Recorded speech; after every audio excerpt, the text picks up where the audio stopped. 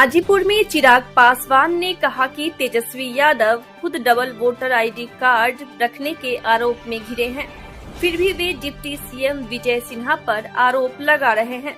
चिराग ने कहा कि अगर चुनाव आयोग चाहे तो डिप्टी सीएम के मामले की भी जांच कर सकता है। उन्होंने राहुल गांधी पर भी निशाना साधा कि कर्नाटक में अपनी ही सरकार पर सवाल उठाकर वे यह इशारा कर रहे हैं कि वहां फर्जी वोटरों से सरकार बनी है।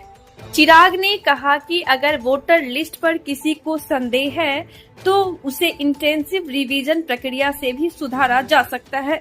चुनाव आयोग स्वतंत्र संवैधानिक संस्था है और उसी की प्रक्रिया के जरिए समाधान निकलेगा, न कि संसद में हंगामा या राजनीतिक आरोपों से। उन्होंने विपक्ष पर आरोप लगाया वे संसद नहीं चलने दे रहे हैं और हर प्रक्रिया पर सवाल उठा रहे हैं।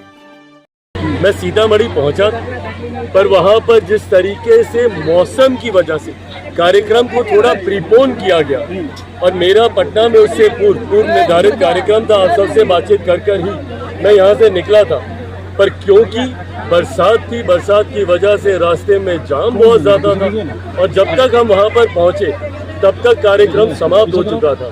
तो ऐसा नहीं है कि हम सीतामढ़ी में थे नहीं। अगर विपक्ष इसको मुद्दा बनाना चाहे कि चिराग नाराज और इसलिए सीतामढ़ी गए, कतई नहीं, हम सीतामढ़ी में मौजूद थे।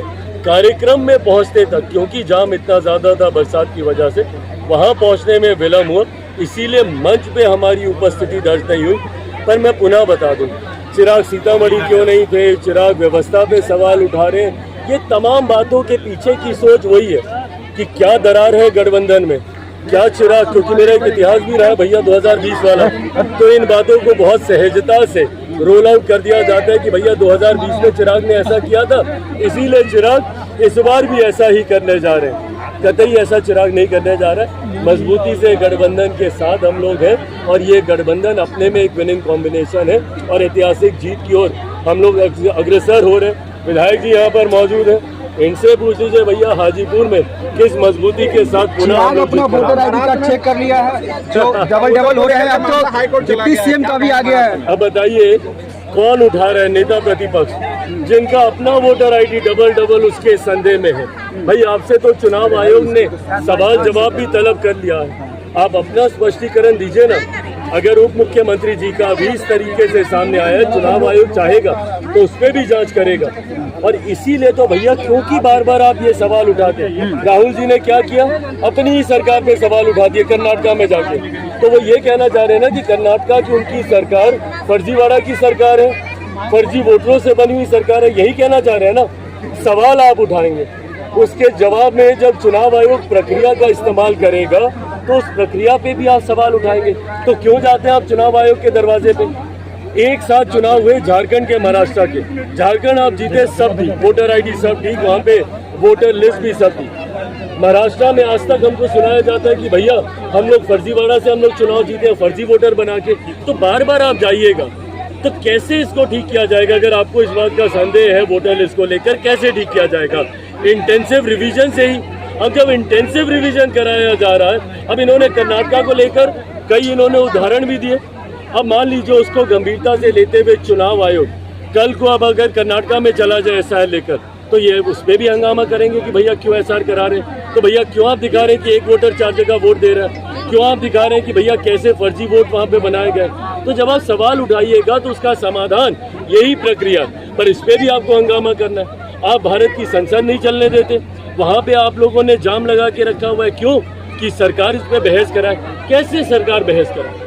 और 1% मान भी लीजिए कि सरकार ने बहस करा ली, तो मुझे राहुल जी या बिहार के नेता विपक्ष के इस बात का जवाब दें कि उस बहस का जवाब कौन देगा। हाँ विधायक जी बताइए, अगर ये बहस हो गई वहाँ पे तो कौन जवाब देगा इसका? किस सरकार, किस विभाग के अंतर्गत चुनाव आयोग आता है? मुझे बताएं राहुल गांधी जी, इसका कौन मंत्री है चुनाव आयोग का? बताएं, किस मंत्री से आपको जवाब चाहिए? अरे भैया एक स्वतंत्र संवैधानिक संस्था है, इसने एक प्रक्रिया को रोल आउट किया, उसको लेकर 2 मत आए। एक बड़ा मत आया जो हम उस प्रक्रिया से सहमत है, एक मत आया विपक्ष के लोगों का जो असहमत है। तब चुनाव आयोग के पास जाइए ना, उनसे जवाब तलब कीजिए। संसद नहीं चलने देना, क्या ये संभव है कि चुनाव आयोग पार्लियामेंट में आकर जवाब देगा? नहीं दे सकता। तो आप सदन क्यों नहीं चलने दे रहे? तो विपक्ष ये जो भ्रम फैला रहा है, डरा कर वोट हासिल करना सीए के जमाने से कर रहे हैं। एक नागरिकता देने वाले कानून को इन्होंने नागरिकता छीनने वाला कानून बता दिया। बता दीजिए मुझे कौन से मुसलमान की नागरिकता सीए से छीन ली गई? देश भर में आगजनी का माहौल बना के रखा। लोकसभा चुनाव में कहा कि भैया आरक्षण समाप्त हो जाएगा, किसका छीन लिया आरक्षण? संविधान खत्म हो जाएगा, कहाँ का संविधान खत्म हुआ? अब ये पुनः डरा रहे हैं शहर को लेकर। डरा कर वोट हासिल करना ये गलत परंपरा की शुरुआत विपक्ष कर रहा है। धन्यवाद सर।